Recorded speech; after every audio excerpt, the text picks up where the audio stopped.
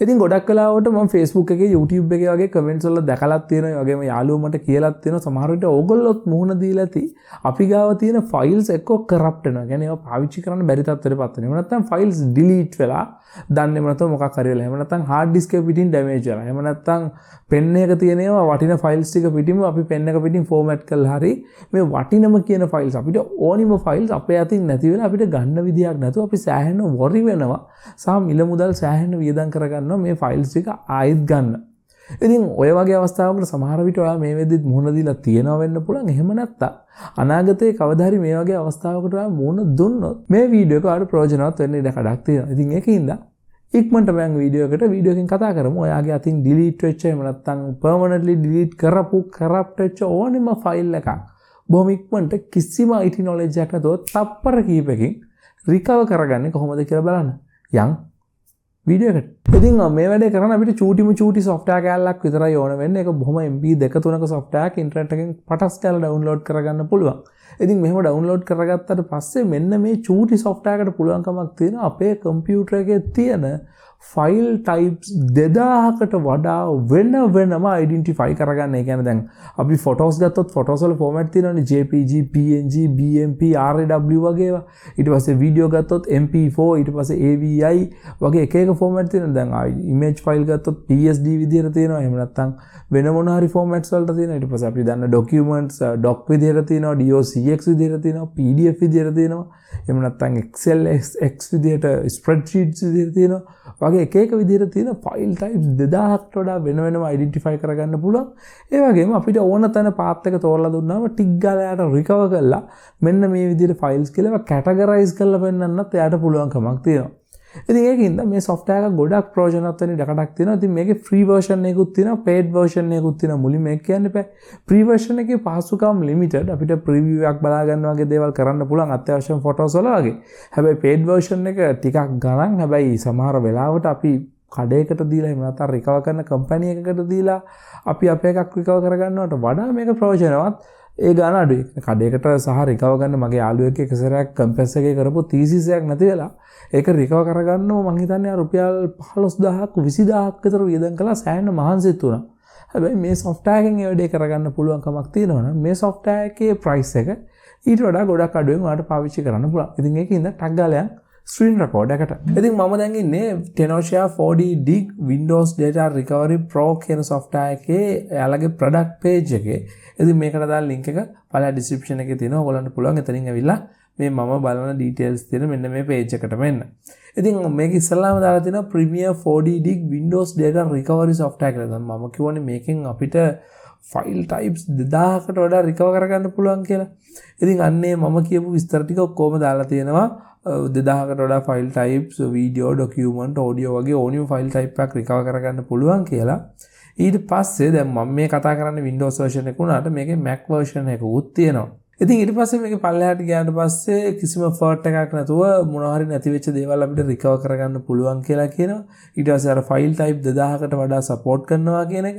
ඊට පස්සේ PC එකක්, laptop එකක්, hard drive එකක්, external drive එකක්, SSD එකක් වෙන්න පුළුවන්, pen එකක්, එහෙම නැත්නම් SD card එකක්, digital camera එකක් තිබිච්ච එකක්, නැත්නම් drone එකක තිබිච්ච data recover කරගන්නවා නම් අන්න ඒ වගේ ඕනම දෙයක් කරන්න පුළුවන් කතන්දරේ තියෙනවා.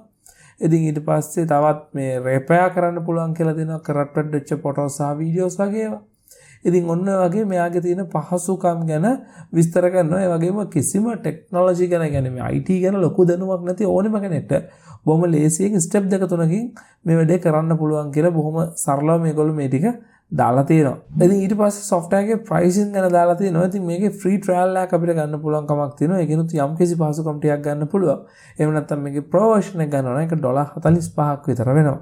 ඉතින් free version එකෙන් ගන්න පුළුවන් වැඩ ටික අපිට සමහර විට ප්‍රයෝජනවත් වෙන ගඩක් තියෙනවා. මේක පාවිච්චි කරන ඊට පස්සේ system requirement වගේ දේවල් ගැන තමයි ඊළඟට තියෙන්නේ. ඉතින් අපි යන software එක download කරන්න බොහොම ලේසියෙන් downloads කියන එකට ගියාට පස්සේ අපිට මෙන්න මෙතන ඉස්සරහාම තියෙනවා මෙන්න මෙතනින් මේක download කරගන්න පුළුවන්. right. වැඩි හරි download ලා මෙතනට පෙන්නනවා. install කියන එක දෙනවා. දුන්නාට පස්සේ මේක බොහොම ඉක්මනට අපේ කම්පියුටර් එකට install වෙනවා. right. වැඩි හරි install වෙලා ඉවරයි. start කියන එක click කරනවා. අර තියෙන ලස්සන animation එකක software එක start වෙනවා අපිට බලා ගන්න පුළුවන්. ඉතින් යාළගේ information තියෙන web page එකට තරන් යනවා quick start guide එකක් එහෙම තියෙන.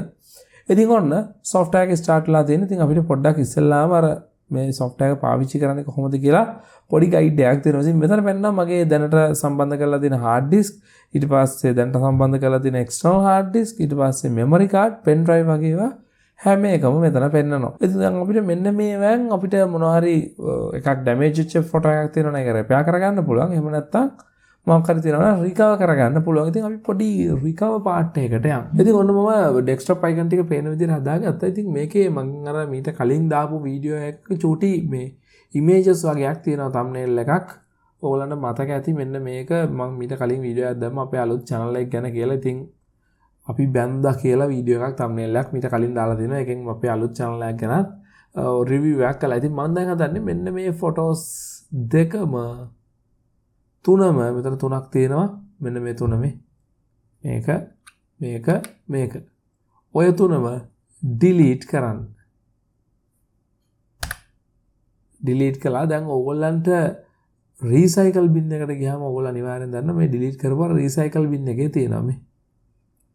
අනිවාර්යෙන් recycle bin එකේ තියෙනවානේ. මම දැන් කරන්න දන්නේ recycle bin එකනොත් මේ ටික කොහොම control එක ගෙවුවා delete කළා. දැන් මම recycle bin එකෙන් දැන් මම permanently delete කරන්නද කියලා අහන්නේ yes කියලා දෙනවා. ඒ තිබිච්ච ඔක්කොම delete වුණා. ඉතින් මම දැන් හදන්නේ මේ තිබිච්ච මෙහෙම delete වෙච්ච මෙහෙම මම මේ දැන් ඕමනා වෙන්න කලින් මෙහෙම නැතෝ කොහොම හරි delete වෙච්ච recover කරන්න පුළුවන්. ඉතින් මම මෙන්න මේ disk එක scan කරන්න කියලා බොහොම සරලයි මේ software එකට ගියා disk එක scan කරන්න කියලා දුන්නා. මොනවද ඕනි කියලා අහනවා ෆොටෝද වීඩියෝද ඩොකියුමන්ට්ද මම අනිත් ඒවා ඕනේ අර ෆොටෝ එකට මට ඕනේ. මම ඔක්කොම සිලෙක්ට් කරන්නත් පුළුවන්. මම ෆොටෝ කියලා විතරක් දීලා scan only photo කියලා දෙනවා. ඉතින් තාම 122යි complete වෙලා තියෙන්නේ. ඔයාලට පේනවා දැනටත් GB 72ක විතර files හොයාගත්තා. 74යි දැන් 75යි. ඉතින් එතන files බර ගානක් හොයාගෙන තියෙනවා. ඉතින් එතන යාගෙන fast scan එක ඉවරයි. මම ටග් ගාලා කරන වැඩේ ඉවරයි. මේ DP scan එකක් කරනවා කියන තවත් නැති වෙච්ච හොයාගන්න. ඉතින් අපි දැනට බලමු අනිවාර්යෙන් මොකද්ද මේ පරණ delete වෙච්ච අරන්නේ අර මේ වෙලේම delete වෙච්ච නම් හොයාගෙන තියෙන්න ඕනේ. ඉතින් මම මෙතන tree view එකේ තියෙන්නේ. මෙතන යනවා file view එකට. file view එකට ගිහිල්ලා මෙතනින් ෆොටෝස් එක හොයාගෙන දෙනවා. ෆොටෝස් වලත් මම යනවා JPG වලට. JPG එකක් තමයි delete කළේ කියලා මට මතකයක් තියෙනවා. නැත්තම් PNG delete වෙච්ච ඒවත් පෙන්නනවා. ඉතින් JPG වලට ගියාම මෙන්න මෙතන preview එකක් පෙන්නනවා. මෙන්න එක ෆොටෝ එකක්. ඊට පස්සේ අපි දෙවැනි එක 3 4 ඔහොම බලාගෙන යන් අපි අර delete කරපු එක ඔයගොල්ලන්ට මතකයිනේ. ඔන්න එකක්. මේ preview කියන එකට ගියාම ඔන්න අපි delete කරපු එක ෆොටෝ එකක් මේ අවිල්ලා තියෙනවා. ඉතින් ඔයගොල්ලන්ට මෙන්න මෙතන preview කියන එකෙන් තමයි සාමාන්‍යයෙන් free version එකේදී පෙන්නන්නේ. paid version එකේ නම් බොහොම ලේසියෙන් මේ ඕන එක බලලා recover කියලා දුන්නාට පස්සේ අපිට කොහෙටද කියලා අහනවා desktop එකට කියලා දුන්නා තන දුන්නා desktop still recover කියලා දුන්නාම recover complete කියලා කියනවා. desktop එකට අවිල්ලා තියෙනවා මේ all files වල photos කියන එකට මේ කිසිම ප්‍රශ්නයක් නැතුව අර ෆොටෝ එක ඇවිල්ලා තියෙනවා. ඊට පස්සේ අපි ආයිත් බලාගෙන යන් අපි තව delete කරන්න thumbnail හදපුවා. ඔන්න මේකත් ඇවිල්ලා තියෙන්නේ preview කියන එක දුන්නා. ඒකත් recover කරගත්තා. ඒකේ desktop එකටම recover කරන්න කියලා කියනවා. still recover හරි. ඒකත් හරි. ඊට පස්සේ මතකද මෙතන ඉතින් අපි බැන්දා කියලා දාලා මම thumbnail එකක් හදලා තිබ්බා. පල්ලෙහාට යන් එකක් තියෙනවද බා? ඔන්න ඒකත් හම්බුණා. preview කියන එකට ගියා. ඉතින් අපි බැන්දා කියලා තියෙන thumbnail එක recover කරාට පස්සේ desktop එකටම දාන්න කියලා කියනවා. මේක හොඳ වැඩක් නෙමෙයි. මම දැන් desktop එකෙන් 100කම මේ scan කරන ගමන් 100කේම තියෙනවා recover කරන එක. මේක ඔයගොල්ලෝ වෙන තැනකට save කරගන්න. view recovered කියන එකට ගියාට පස්සේ all files වල ඔන්න photos වල JPG වල අරක කිසිම ප්‍රශ්නයක් නැතුව recover වෙලා තියෙන. ඉතින් ඒ ටික ආයෙ හදනවා. මේ විදිහට ඔයාලට photos විතරක් නෙමෙයි ඕනිම දෙයක් videos ඔන්නම් videos වෙන files ඔන්නම් files ඒ වගේ නැති වෙච්ච ඕනම දෙයක් recover කරගන්න. මේ තාම 37යි. 37න් මට ඕන ටික හම්බුණා. ඉතින් මට මේක stop කරලා දාත හැකියි. ඕගොල්ලන්ට ඕනම දෙයක් scan කරලා ගන්න පුළුවන් කමක් තියෙනවා. මෙන්න මේ software එක හරහා. software එකේ නම තමයි Dinuka 4D dig කියන එක. පල්ලා description එකේ තියෙනවා link එක. වැඩේ පැහැදිලිද කියලා දෙනවා. කිසිම technology දැනුමක් ඕනේ නැහැ. IT ගැන දැනුමක් ඕනේ නැහැ. software එක install කරලා scan කරලා දෙන්න විතරයි දෙන්න. අදාළ ඒවා තෝරලා මොනවද photos ද videos ද කියලා ඔයාලට ඒ ටික download කරගන්න පුළුවන්. ඉතින් screen record එක බලුවනම් දැන් ඔයාලට පැහැදිලි idea එකක් තියෙන්න ඇති කොහොමද මේ වැඩේ කරන්න කියලා. බොහොම ලේසියෙන් ටික් ගාලා steps කීපකින් මම recover කරලා පෙන්නනවා. මම අර delete කරපු මගේම thumbnails කීපේ. ඉතින් ඒකින්ද අනිවාර්යෙන්ම ඔයාට මේක ප්‍රයෝජනවත් වෙයි කියලා හිතනවා නම් අනිවාර්යෙන් වීඩියෝ එක save කරලා තියාගන්න. channel එක subscribe කරලා තියාගන්න. මේ වගේ videos ඉස්සරහටත් එනවා. ඒ වගේම කවුරු හරි ඔයාගේ යාළුවෙකුට මේක ප්‍රයෝජනවත් වෙයි කියලා හිතනවා නම් පළලා දෙනවා share කියලා බටන් එක. අන්නේ බටන් එකෙන් share කියන ක්ලික් කරලා link එක ගත්තාගේ වීඩියෝ එකේ ඒක අරගෙන WhatsApp එක through ඔයාට පුළුවන් ඔයාගේ යාළුවට යවන්න. ඉතින් බොහොම ස්තුතියි මේ වීඩියෝ එක බලුවට. තවත් මගේ වීඩියෝ එකක් අරගෙන ඉක්මනට වෙනකන් ගිහිල්ලා නම් channel එක subscribe කරපු නැති කෙනෙක් ඉන්නවා නම් පල්ලෙහා තියෙන රතු පාට හරි කළු පාට හරි subscribe button එක. අන්න ඒක click කරලා channel එක subscribe කරන්න.